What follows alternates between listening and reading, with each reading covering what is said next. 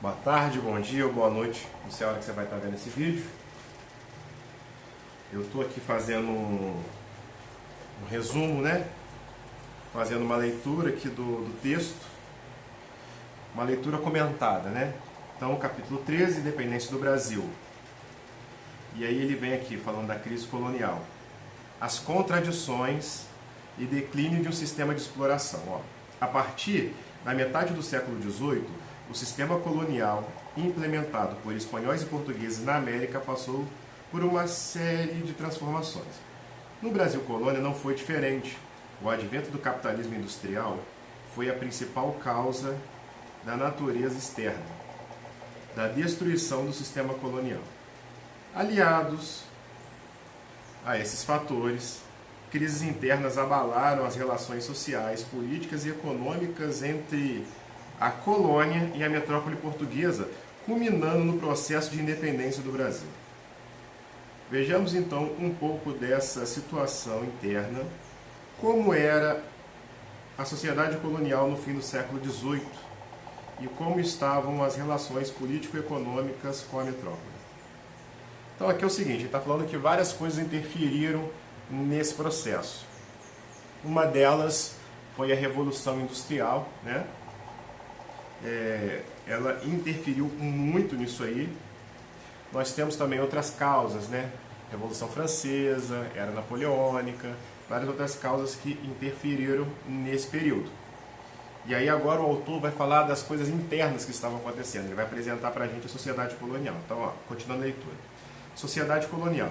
No final do século XVIII, a população do Brasil colonial era de aproximadamente 3,25 milhões de pessoas. Apesar da formação de núcleos urbanos no interior, decorrentes, por exemplo, da exploração do ouro e de diamantes nas Minas Gerais, a maioria ou a maior parte da população concentrava-se na parte litorânea, ou seja, nessas partes que tem praias, né?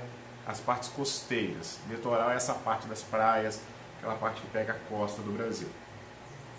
Calcula-se que a população colonial ocupava apenas a 20ª parte do território estabelecido pelo Tratado de Madrid, acordo firmado em 1750 entre Portugal e Espanha, que definia as fronteiras entre as colônias dos dois países europeus na América. De acordo com historiadores, as capitanias mais povoadas eram a de Pernambuco, Bahia, Rio de Janeiro, Pará, Maranhão, São Paulo e Minas Gerais.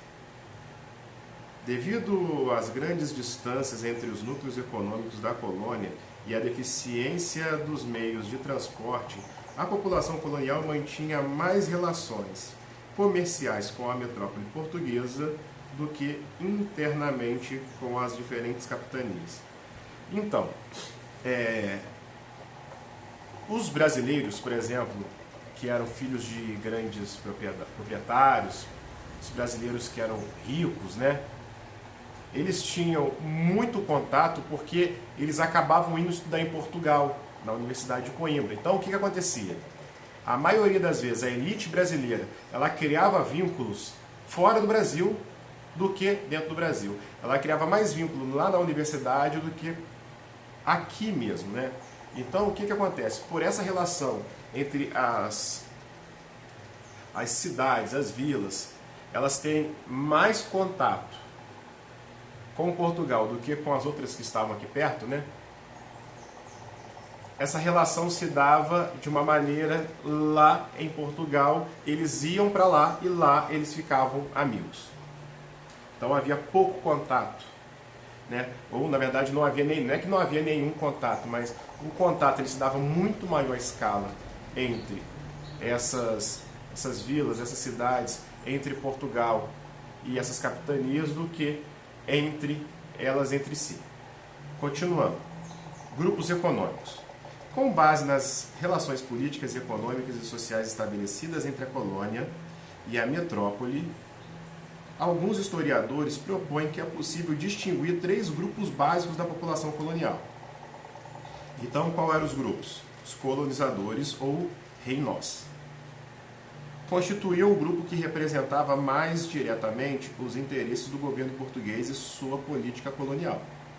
Faziam parte desse grupo, por exemplo, comerciantes de produtos importados e do tráfico negreiro atlântico, governadores das capitanias, magistrados, que poderiam ser juízes, desembargadores, militares da alta patente, bispos e arcebispos. Ocupava a maior parte dos cargos administrativos na colônia e dominavam o comércio com a metrópole e defendiam a permanência da relação colonial. Então, esses eram os colonizadores, ou seja, aquelas pessoas que atendiam aos interesses da metrópole, tá? Essas pessoas aqui, elas ficavam de uma maneira administrativa. Essas pessoas, elas tinham cargos estratégicos aqui no Brasil. Não só a nível administrativo, no sentido de Estado, mas também comercial, tá? E os colonizados, que constituíam mais de 80% da população colonial e eram os mais oprimidos socialmente. Esse grupo era composto, por exemplo, de escravos africanos. Então, hoje, né, a gente usa um novo termo, né? Africanos escravizados, né? Porque eles eram livres lá na sua terra, são capturados e vendidos aqui como escravos. Então, africanos escravizados, indígenas e brancos livres pobres. Enfim, aqueles que desempenhavam os mais diversos trabalhos na lavoura, nas minas, nas oficinas artesanais, no comércio urbano e etc. E nós tínhamos os colonos, que constituía parte dos grupos dominantes da colônia, só que menos vinculados aos interesses do governo metropolitano. Compunham esse grupo, por exemplo, os senhores de engenho, os fazendeiros de algodão e tabaco, pecuaristas, donos de charqueadas, proprietários de minas de ouro e diamantes e comerciantes de escravos, etc. Então nós temos aqui três grupos: os colonizadores, os colonos e os colonizados, ok? Então a gente vai agora ver aqui uma estimativa do Brasil colonial em 1798. Ó. Branco, nós tínhamos aproximadamente 1 milhão de pessoas. Negros, 1 milhão e 600. Indígenas e mestiços, 650 mil.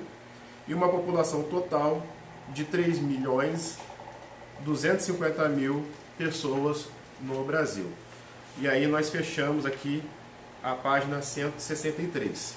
Lembrando que isso aqui, perdão, é o panorama, tá? Esse é o panorama de antes da chegada dos portugueses, como nós já estudamos em sala, o período joanino, que vai dar início a uma série de reformas no Brasil. Aqui o autor, ele simplesmente quer nos situar no tempo, ok? Um abraço, tamo junto. Daqui a pouco nós vamos para as próximas páginas. Valeu?